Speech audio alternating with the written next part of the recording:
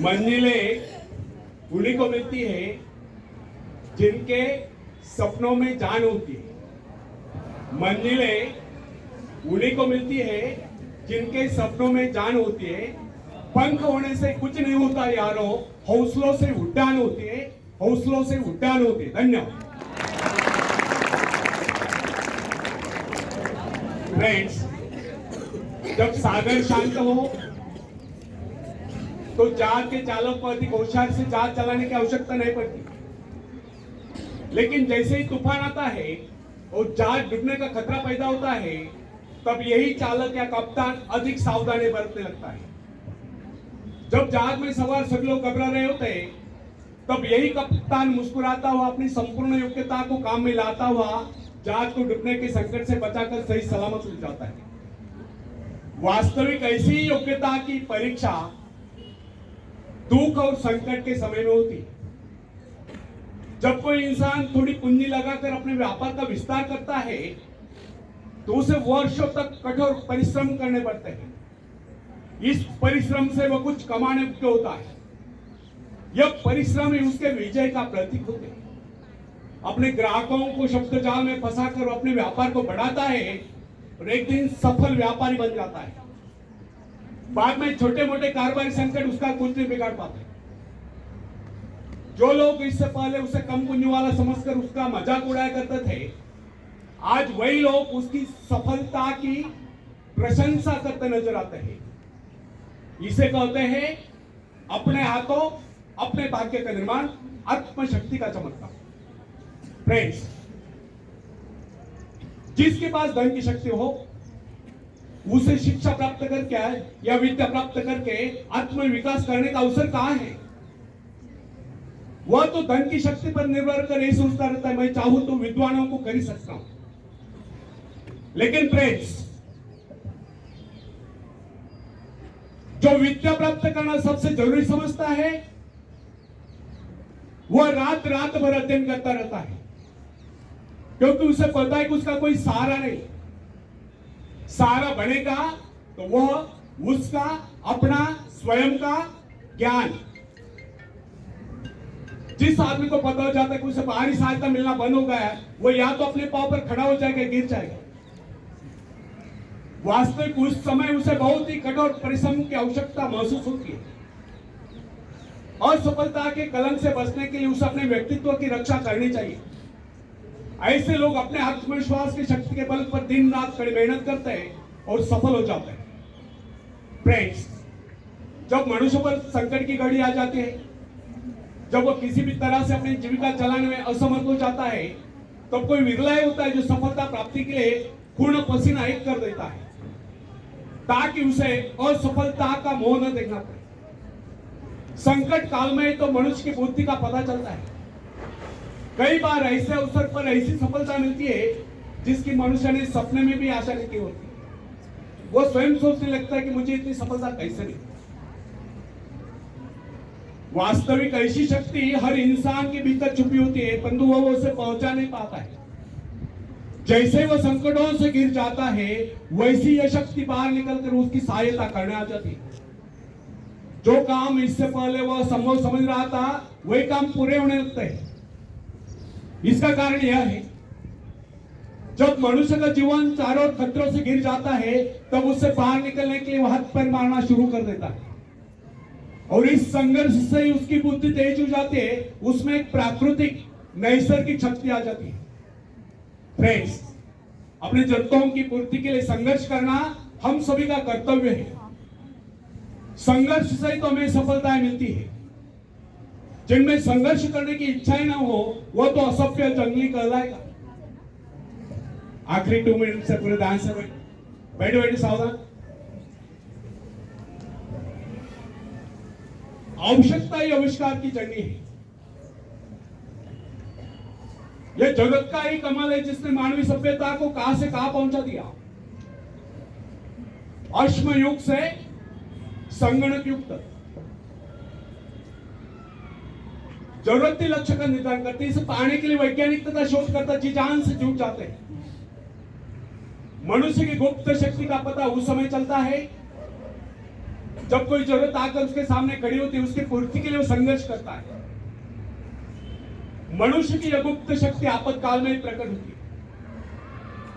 इसका सीधा अर्थ यह हुआ, यदि मनुष्य को किसी वस्तु की आवश्यकता ही न हो तो उसके आंतरिक शक्ति का अंत हो जाएगा। बाहरी सहायता लेने से भी इस आंतरिक शक्ति को पार निकलने का अवसर नहीं मिलता। जो काम इस शक्ति द्वारा ले जाने वाला था, वही काम हम दूसरों की सहायता लेकर झटपट कर डालते हैं और पंगु तथा शक्तिहीन बने रहते हैं। इसलिए फ्रेंड्स, हमें एक बात कदापि नहीं भूलनी चाहिए कि अपने मित्रों की सहायता लेने के बजाय या दूसरों की सहायता लेने के बजाय अपनी आंतरिक शक्तियों की सहायता लेना हमारे लिए अधिक उचित होगा।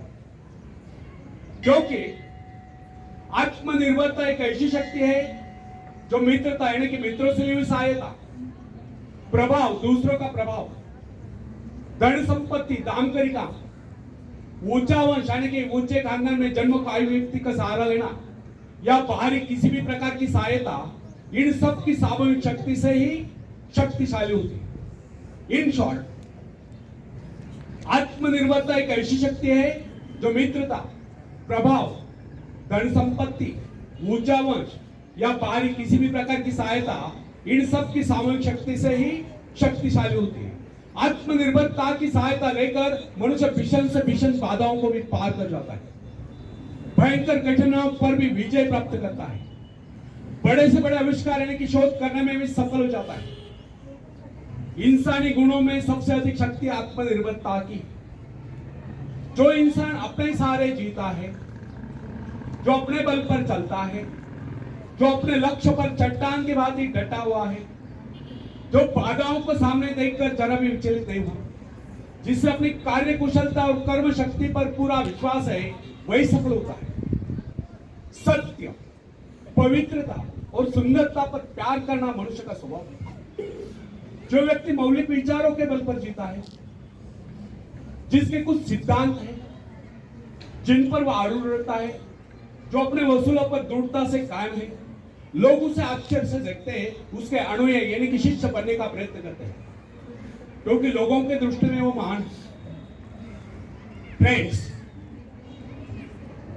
यदि आप भी महान बनना चाहते हो तो अपनी शक्तियों को पहचानो। ईश्वर ने जो शक्ति आपको प्रदान की है, वो आपके भीतर छुपी हुई है, उसे जगाकर बाहर लाओ। यदि आप उसे जगाने में सफल हो गए तो सफलताएं आपके कदमों तले होगी और आप कामयाबी के शिखर पर होंगे। आखिर में हरिवंश राय बच्चन जी की कविता में पेश करता हूं, आप भी मुझे साथ दें।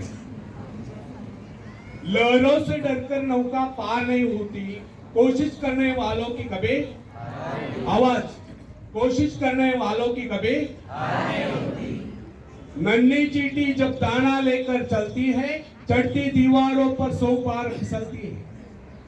नन्ही चींटी जब दाना लेकर चलती है, चढ़ती दीवारों पर 100 बार फिसलती है। मन का विश्वास रगों में सांस भरता है, चढ़कर गिरना, गिरकर चढ़ना न करता है।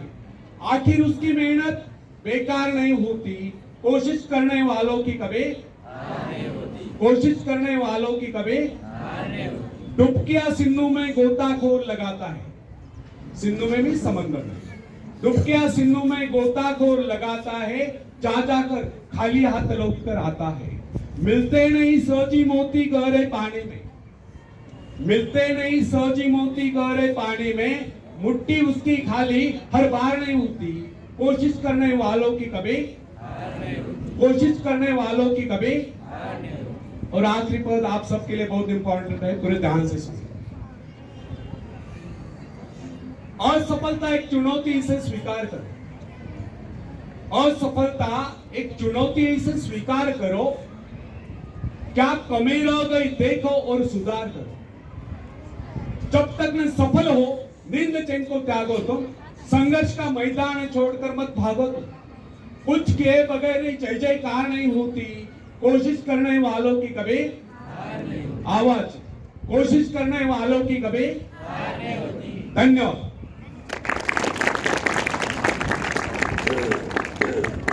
एक 5 मिनिटं घेतो, अजून मराठी संवाद साधतो, चालेल ना?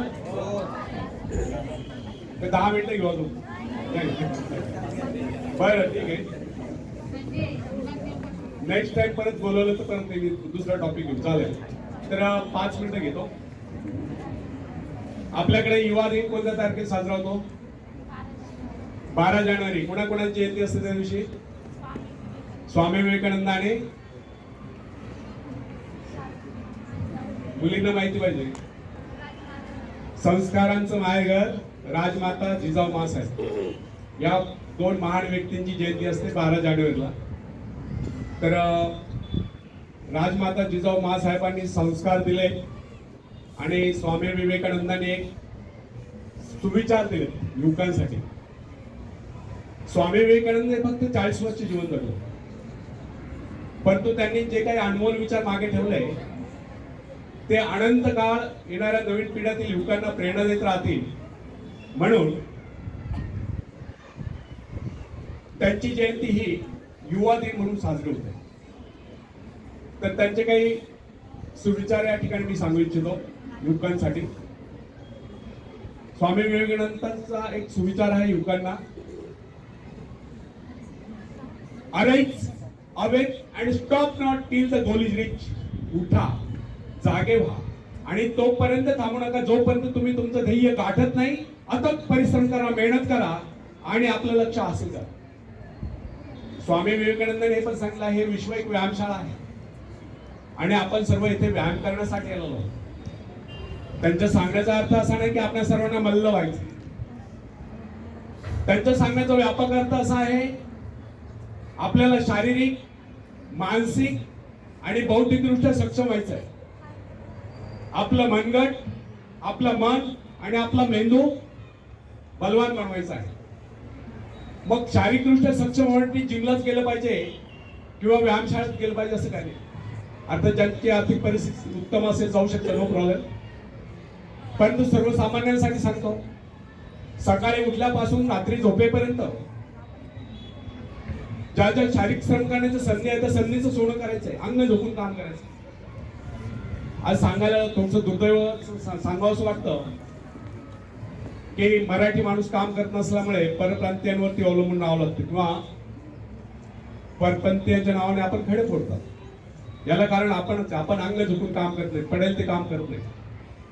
आज परप्रांतीय तुम्ही विचार करा, कुठे नाशिकमध्ये किंवा कुठल्याही शहरात बघा, 10 बाय 10च्या खोलीमध्ये 10 लोक राहतात, वडापाव खातात, 2 पैसे बॅलन्स पाडतात, छोटासा उद्योग उभा करतात आणि मोठे उद्योजक होतात. आणि आपला माणूस तिथं वॉचमन म्हणून काम करतो. हे दुर्दैव आहे. हे दुर्दैव बदलायचं असेल तर पडेल ते काम करायची सवय लावली पाहिजे, अंग झोपून काम करायची सवय लावली पाहिजे, मन लावून काम करायच्या सवय लावली पाहिजे. आजकाल काय झालंय, प्रत्येक घरात मध्ये एकुलता एक मुलगा असतो, एकुलता एक मुलगी असते, खूप लाडात वाढलेले असतात, त्यांना काम करायची सवय नसते, काम करायची लाज वाटते. नका करू. परंतु तुम्हाला कोविड सारख्या महामारीपासून स्वतःचा बचाव करायचा असेल, स्वतःला निरोगी ठेवायचं असेल तर तुम्हाला सकाळी लवकर उठलं पाहिजे.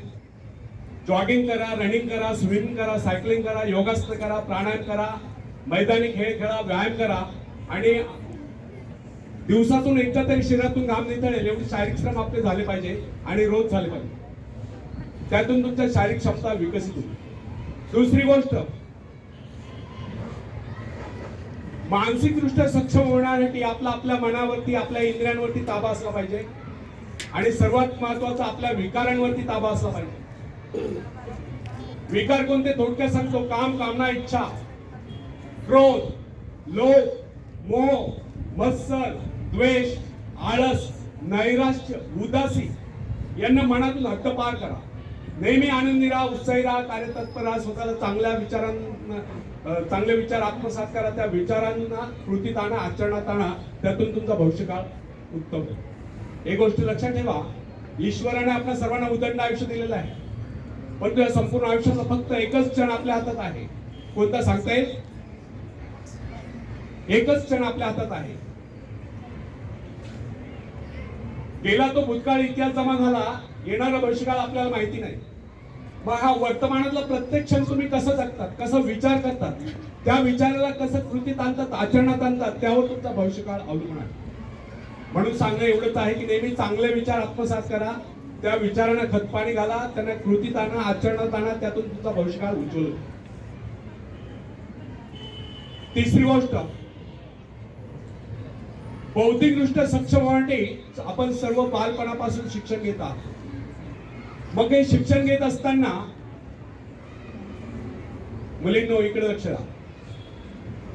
हे शिक्षण घेत असताना विवेकानंदांनी सांगितल्याप्रमाणे आपल्या मनामध्ये एका वेळेस एकाच गोष्टीबद्दल, एकाच कामाविषयी विचार चालू असले पाहिजे. शिक्षक काय समजून सांगतात, वर्गात ज्यावेळेस शिक्षक शिकवतात त्यावेळेस एकाग्रतेने ते समजून घेतलं पाहिजे, त्याचं व्हिज्युअलायझेशन झालं पाहिजे, त्याचं चित्र मनामध्ये उभं असलं पाहिजे. त्यावेळेस जर तुमच्या मनामध्ये इतर विचार येत असतील तर तुम्ही ज्ञानी होऊ शकत नाही. कारण स्वामी विवेकानंदांनी सांगितलंय, ज्ञानी माणसाचं सर्वात महत्वाचं सद्गुण म्हणजे तो एकाग्रचित्त असतो. आणि एकाग्रचित्ततेची वेगळी व्याख्या नाही. एकाग्रचित्ततेची व्याख्या एवढीच आहे की एका वेळेस आपल्या मनामध्ये एकाच कामाविषयी विचार चालू असते. जेव्हा तुम्ही पुस्तक वाचत असाल तेव्हा ते पुस्तक, जे वाक्य वाचता, त्या वाक्याचा अर्थ तुमच्या मनामध्ये शिरला पाहिजे, त्याचं व्हिज्युअलायझेशन झालं, त्याचं चित्र मनामध्ये उभं असलं पाहिजे. अशा पद्धतीने तुम्ही जर एकाग्रचित्ताने अभ्यास कराल तर तुम्ही निश्चितच ज्ञानी व्हाल. आणि जेव्हा या भारतातील प्रत्येक युवक, प्रत्येक युवती शारीरिक, मानसिक आणि बौद्धिकदृष्ट्या सक्षम होतील तेव्हाच खऱ्या अर्थाने विवेकानंदांच्या युवकांबद्दलचे स्वप्न साकार होतील. आणि तेव्हाच भारत आत्मनिर्भर बनण्यासाठी ही युवा शक्ती कामी येईल. धन्यवाद.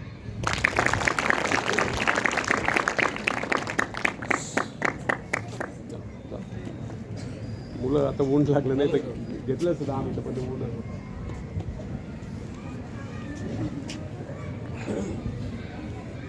आज या ठिकाणी भरकटलेल्या तरुणाईच्या मनाला कुठेतरी एक दिशा देण्याचं काम अशा मोटिवेशनल लेक्चर्स मधून नक्कीच होतं.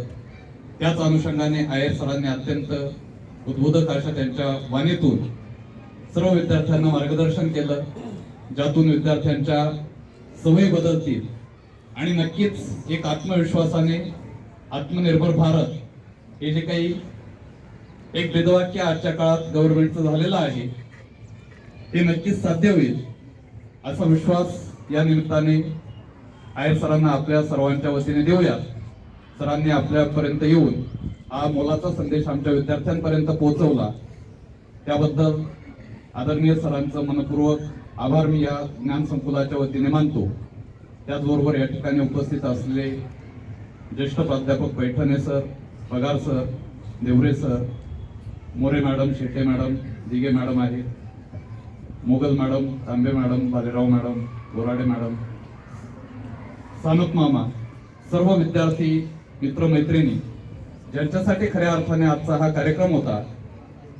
आणि सरांनी कालच माननीय प्राचार्यांची भेट घेतलेली होती, परंतु आपल्याला त्याबद्दल माहिती नसल्यामुळे अचानक हा कार्यक्रम या ठिकाणी आपल्याला आयोजित करावा लागला आणि उत्कृष्ट पद्धतीने या ठिकाणी कार्यक्रमाचं आयोजन झालेलं आहे. सरांचं सादरीकरण उत्कृष्ट होतं, त्यामुळे विद्यार्थ्यांनाही कंटाळा न येता पाऊण तासापर्यंत विद्यार्थी उन्हात बसले, त्याबद्दल सर्व विद्यार्थ्यांचे या प्रसंगी आभार मानतो. आणि हे व्याख्यान या ठिकाणी संपन्न झालं असं मी जाहीर करतो. 1 मिनिट सर बोलतायत. माझ्याकडे अनेक टॉपिक आहेत, वेळेअभावी मी सर्व टॉपिक या ठिकाणी कव्हर करू शकत नाही, पण माझं युट्यूब चॅनल पण आहे, दत्ता आहेत युथ मोटिवेशनल स्पीचेस, त्यावर तुम्ही सर्च करू शकता. आणि पॅरेंट्सचा पण दाखवा, Datta Aher's youth motivational speeches, पाहिजे ब्लॅकबोर्डवर लिहून देऊ. DATT Datta Aher AHER Datta Aher's youth YOUTH youth motivational speeches. Thank you sir. ठीक आहे, सरांचं पुन्हा एकदा मनपूर्वक आभार. आणि यानंतरही जेव्हा संधी मिळेल तेव्हा अवश्य आमच्या विद्यार्थ्यांना मार्गदर्शनासाठी आपलं स्वागत असेल सर. धन्यवाद.